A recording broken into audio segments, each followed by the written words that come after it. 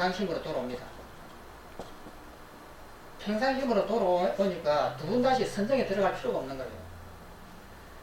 그래서 이 평상심이라고 하는 후덕지를 어떻게 잘 쓸까 하고 이것에 연구하는 것이지, 이것이 그냥 깝깝하고 싫으니까 에이 선정이나 들어가 버려야지 하고 도망가서는 안 된다.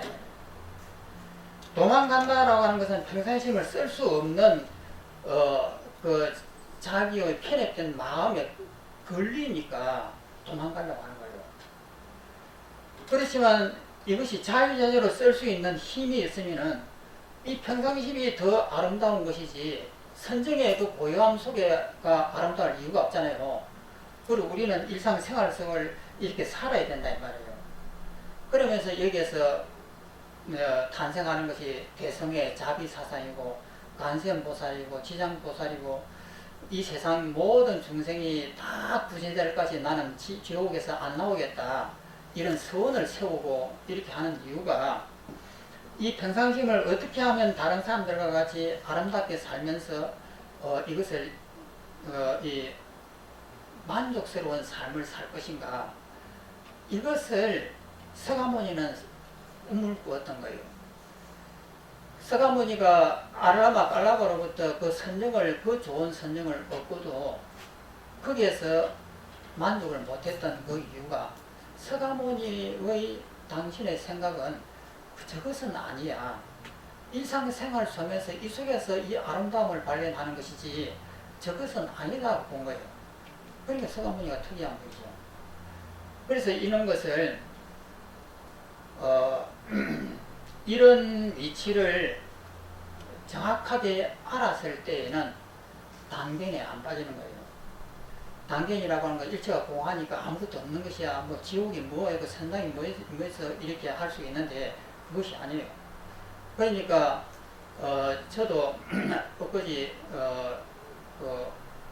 우간분절 입제 법문을 했는데, 돌아가신 부모님들 혹은 식구들, 또 일찍 죽은 자식들을 위해서 이제 천도를 한단 말이에요. 그러면 이 천도라고 하는 것이 단견에 빠지면은 그건 뭐 필요해서 허상인데 이렇게 돼요. 이것은 굉장히 큰 착각입니다. 그러면 그렇게 단정할 정도로 내가 그런 것에 걸리지 않느냐. 아침 밥 먹어야 되고 저녁 먹어야 되고 애들 하면 다투어야 되고 뭐 이 세상 살면서 다 있다 이 말이에요. 있는데 그것이 없다라고 이렇게 단정적으로 말한다고 하는 것은, 이것은 굉장히 공부에 잘못 들어갔다 이 말이에요. 단견에 빠졌다 이렇게 보는 거예요. 그러니까 세상에서 이런 것을 천도제를 한다라고 하면 그렇지, 부모님이 살아 계실 때 우리한테 어떻게 해줬는데 요번 49일 동안 내가 열심히 기도해하고 그때 그 죄를 좀 내가 갚아야지, 이런 생각을 하는 것이 자비심이에요. 이렇게 자비심을 이렇게 일으키는 이것이 후덕지다 이 말이에요.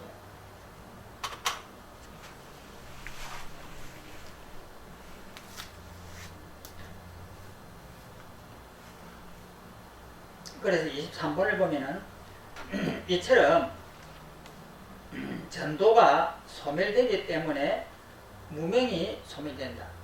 무명이 소멸할 때에 행등이 소멸한다.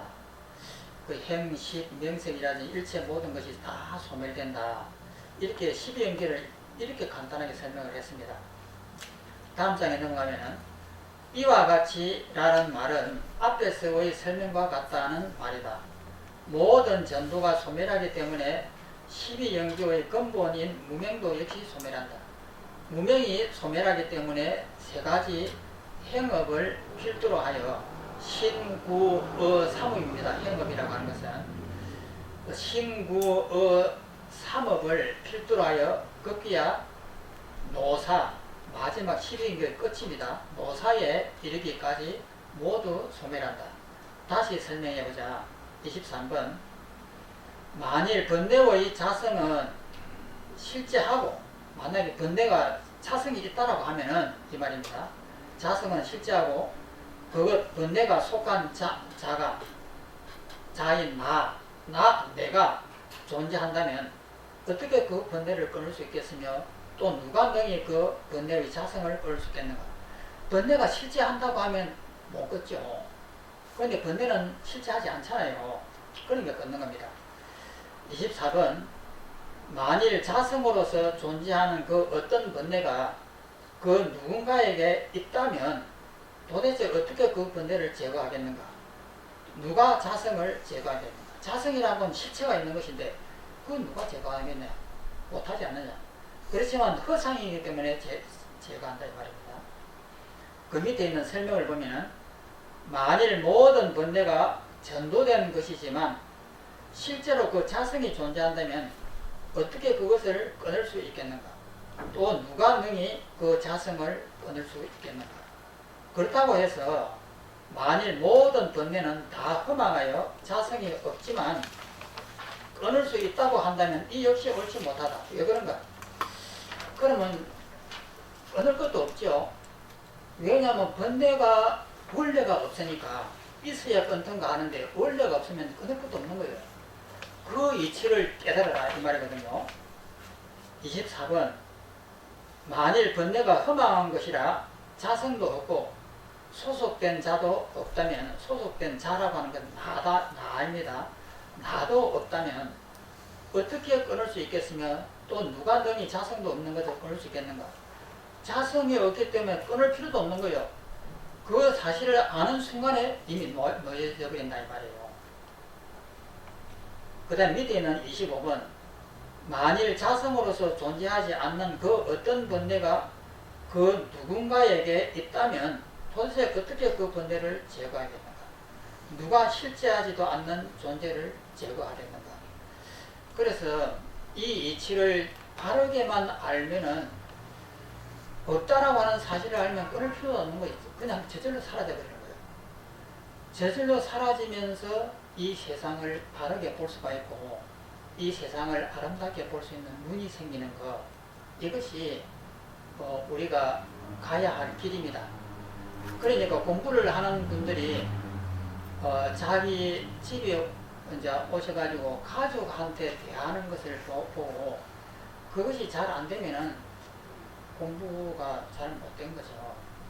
결국은 척도가 뭐냐면 공부를 해가지고 가족한테 내가 얼마나 잘하는가, 헌신적이고 자비로서 모든 사람을 대할 수 있는가, 이것이 척도예요. 그런데 공부를 잘못하면은 끊어버린다고 해요. 단계에 빠져가고 일체가 공하고 무상한데 뭔 소용이 있어? 이렇게 한다고. 이것은 정말 그 차원이 낮은 겁니다. 그래서 우리가 공부를 했으면은 얼마만큼 내 그 삶에 즐거움이 생기는가를 봐야 돼요.